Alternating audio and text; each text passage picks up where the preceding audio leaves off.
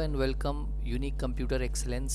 Unique computer excellence के आज की इस क्लासेस में आज का जो हम लोग का लर्निंग टॉपिक है वो टैली पे हम लोग का VAT, single and multi VAT, मतलब किस तरह से वैट का कैलकुलेशन हम लोग टैली में करेंगे वो हम लोग आज के क्लासेस में सीखेंगे। तो फर्स्ट ऑफ ऑल हम लोग टैली को स्टार्ट कर लेते हैं और टैली को स्टार्ट करने के बाद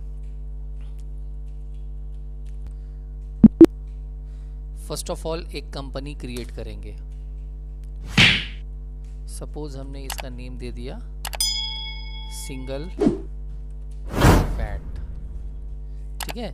सिंगल क्या होता है और मल्टी क्या होता है, ये दोनों अलग अलग पार्ट होता है, सिंगल और मल्टी। तो सिंगल वैट में हम लोग को क्या करना पड़ता है, नॉर्मली पहले हम लोग सिंगल वैट देखते हैं और वैट के लिए क्या क्या कंपलसरी होता है। किसी भी टैक्स के लिए कुछ क्लाउज होता है, कुछ कंडीशन होता है। जैसे हम लोग को वैट या जीएसटी इस तरह का कोई भी कैलकुलेशन करना हो तो सबसे पहले आपके सिस्टम का डेट एंड टाइम परफेक्ट होना चाहिए। सेकंड, यहाँ पे कुछ दे ना दें, स्टेट भी परफेक्ट होना चाहिए। जिस स्टेट कंट्री का आप कर रहे हैं वो कंट्री नेम और उसके बिहाफ में जो स्टेट है वो, ये कंपलसरी है। और टैली का जो फाइनेंशियल ईयर है, टैली का फाइनेंशियल ईयर भी करेक्ट होना चाहिए।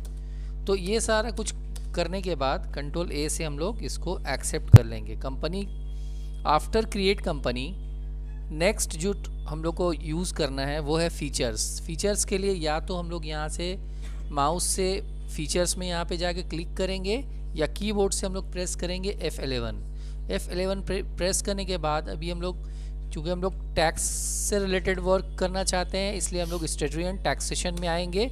स्टैट्यूटरी एंड टैक्सेशन में आने के बाद यहाँ पे हम लोग इनेबल वैल्यू एडेड टैक्स यानी वैट को यस करेंगे और सेट ऑल्टर वैट डिटेल्स। अगर वैट का कोई डिटेल्स आपके पास है, मीन्स आपकी जो कंपनी है वो वैट रजिस्ट्रेशन, मतलब जब वैट से रिलेटेड या वैट का कोई भी ट्रांजैक्शन या कैलकुलेशन आपको करना है तो उसके लिए गवर्नमेंट से एक रजिस्ट्रेशन करवानी होती है, जिसके लिए हम लोग का एक रजिस्ट्रेशन नंबर उसके बिहाफ में हम लोग को मिलता है। तो वो सारा registration number, tan number, tin number जो भी है वो कुछ आप यहाँ पे इनपुट कर सकते हैं। इसके अलावा सेट टैक्स डिटेल्स, यहाँ पे अगर आप यस करते हैं तो यहाँ पे टैक्स का डिटेल्स, सपोज आपकी कंपनी पर्टिकुलर एक ही गुड्स पे काम करती है, सपोज गारमेंट्स है तो गारमेंट्स पे 5% होता है, इलेक्ट्रॉनिक है तो उसके ऊपर 18% होता है, और अदरवाइज डिफरेंट टाइप्स का कोई भी आइटम होगा तो सब पे अलग अलग टाइप का टैक्स होगा। बट अभी हम लोग फ़िलहाल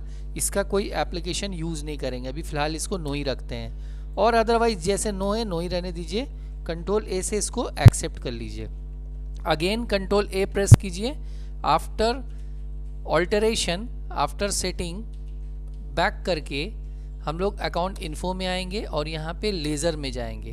तो लेज़र में आने के बाद यहाँ पे फर्स्ट हम लोग को लेज़र क्रिएट करना है। क्या क्या लेज़र क्रिएट करेंगे, फर्स्ट ऑफ ऑल एक डेटर का लेज़र बनाएंगे क्योंकि हम लोग को सेल करना है, तो यहाँ पे संडी डेटर कर देते हैं। और उसके बाद नेक्स्ट जो हम लोग करेंगे, यहाँ पे संडी डेटर का सारा डिटेल्स, उसका जो भी एड्रेस वगैरह जो भी होगा यहाँ पे एड्रेस वगैरह इनपुट कर देते हैं। और सबसे इम्पॉर्टेंट जो होता है उसका वैट डिटेल्स, जिस तरह आपका वैट डिटेल्स कंपनी क्रिएट करते वक्त हम लोग इनपुट किए थे, मींस जब ऑल्टरेशन हम लोग किए थे F11 प्रेस करके जब फीचर सेटअप कर रहे थे, इसी तरह से जब डेटर का आपको करना होगा, आपका जिस तरह वैट रजिस्ट्रेशन है इसी तरह सामने वाला का भी वैट रजिस्ट्रेशन कंपलसरी है, ठीक है। तो आप यहाँ पे उसका यस करके सारा डिटेल्स आप यहाँ पे इनपुट कर सकते हैं, उसका वैट नंबर, उसका CST नंबर, ये सब। बट अगर नहीं है आपके पास तो यहाँ पे नो रखिए, कंट्रोल ए से इसको एक्सेप्ट कर लीजिए। उसके बाद नेक्स्ट जो लेज़र बनेगा वो बनेगा आउटपुट वैट। आउटपुट, क्योंकि सेल्स करना है तो सेल्स के साथ आउटपुट वैट होता है और परचेस के साथ इनपुट वैट होता है। तो यहाँ पे आउटपुट वैट लेंगे और अंडर ड्यूटीज़ एंड टैक्सेस यहाँ पे फिर वैट को चूज़ करेंगे। वैट चूज़ करके फिर कंट्रोल ए से इसको भी एक्सेप्ट कर देंगे। उसके बाद नेक्स्ट वन हम लोग बनाएंगे सेल्स का ledger. Under sales bill by bill use inventory को यस ही रहने देंगे क्योंकि इन्वेंट्री का इसमें हम लोग को यूज़ करना है, और अदरवाइज जैसे है वैसे रहेगा। कंट्रोल ए से इसको भी हम लोग एक्सेप्ट कर लेंगे। नेक्स्ट वन हम लोग यहाँ से बैक करेंगे और बैक करके पूरे मेन स्क्रीन पे चले आएंगे। मेन स्क्रीन पे आने के बाद अब हम लोग को स्टॉक से रिलेटेड वर्क करना है।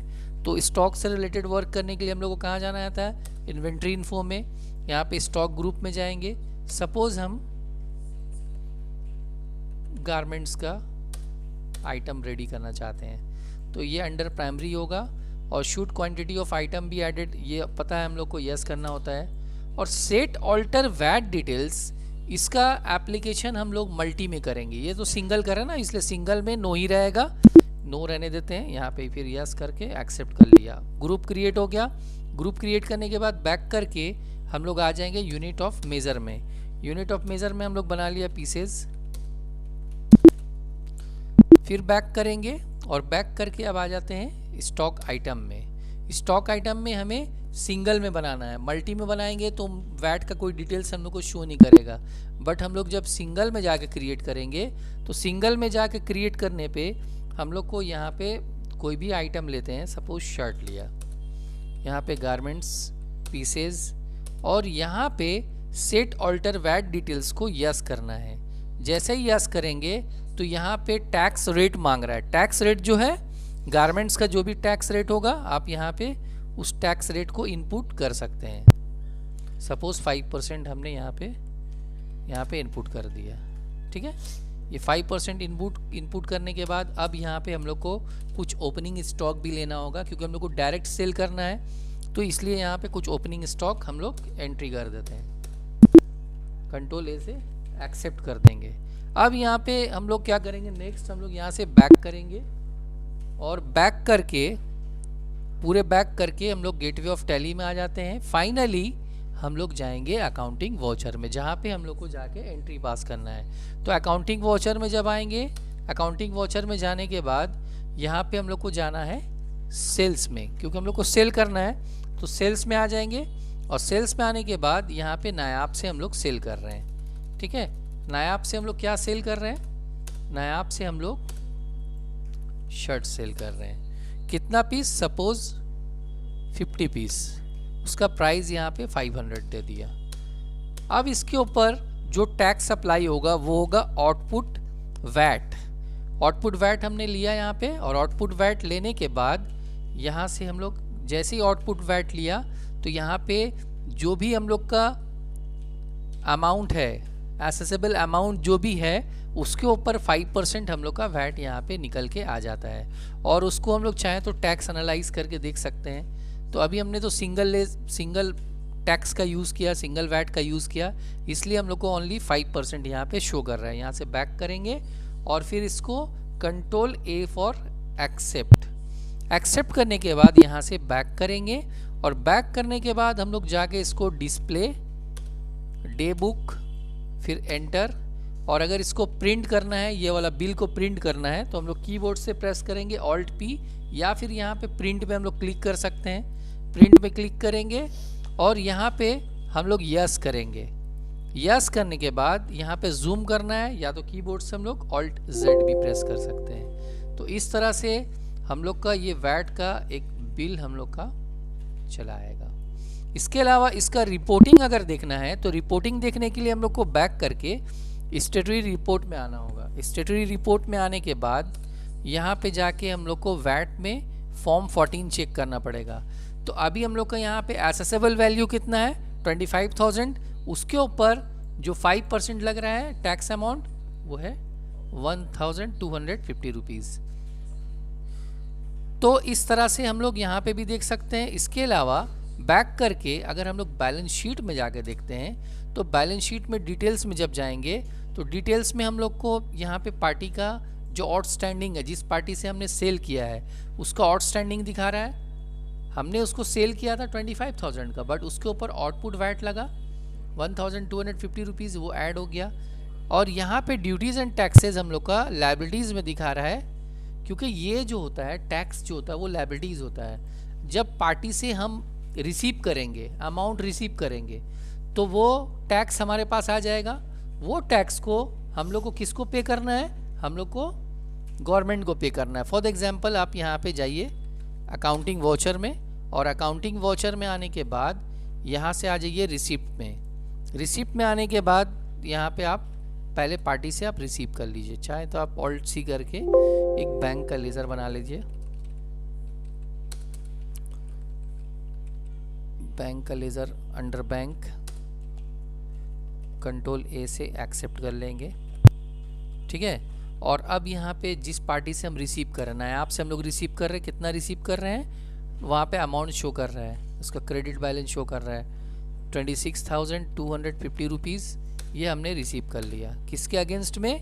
इस बिल के अगेंस्ट में, जो हमने सेल किया उसके अगेंस्ट में हम लोग रिसीव कर ले रहे हैं। रिसीव करने के बाद अभी बैक करेंगे और बैक करके फिर से बैलेंस शीट में आएंगे, ऑल्ट F1 कीबोर्ड से प्रेस करेंगे तो यहाँ पे फुल्ली डिटेल्स आ जा रहा है। देखो सन्डी डेटर का कोई बैलेंस आउटस्टैंडिंग नहीं है, बट हम लोग का आउटस्टैंडिंग है जो गवर्नमेंट को पे करना है 25,000 जो है हम लोग का 25,000, ये हम लोग का बैलेंस है। ये हम लोग का मीन्स जो सेल किया उसके अगेंस्ट में हम लोग को रिसीव हुआ, बट यहाँ पे जो टैक्स अमाउंट है वो टैक्स अमाउंट तो हम लोग को पे करना पड़ेगा। तो टैक्स अमाउंट को पे करने के लिए हम लोग फिर से अकाउंटिंग वाउचर में जाएंगे, और अकाउंटिंग वाउचर में जाने के बाद यहाँ से पेमेंट में आ जाएंगे, पेमेंट करना है, पेमेंट में आ जाएंगे। अभी यहाँ पे बैंक लेंगे, बैंक लेने के बाद यहाँ पे जो आउटपुट वैट हम लोग को मिला है वो हम लोग यहाँ पे पे कर देंगे। अब यहाँ से बैक करो, बैक करके फिर से जब बैलेंस शीट में आओगे, बैलेंस शीट में आके ऑल्ट F1 करोगे, देखो कोई आउटस्टैंडिंग अपने पास नहीं बचा और अपने पास 25,000 भी आ गया। और कहाँ आया? वो बैंक में आया। बैंक में जब एंटर करोगे बैंक पे हम लोग को 25,000 देखो दिखाएगा, और जो हमने पेमेंट किया है वो भी शो करेगा। तो इस तरह से हम लोग सिंगल वैट का यूज़ कर सकते हैं। That's all, have a nice day, see you soon.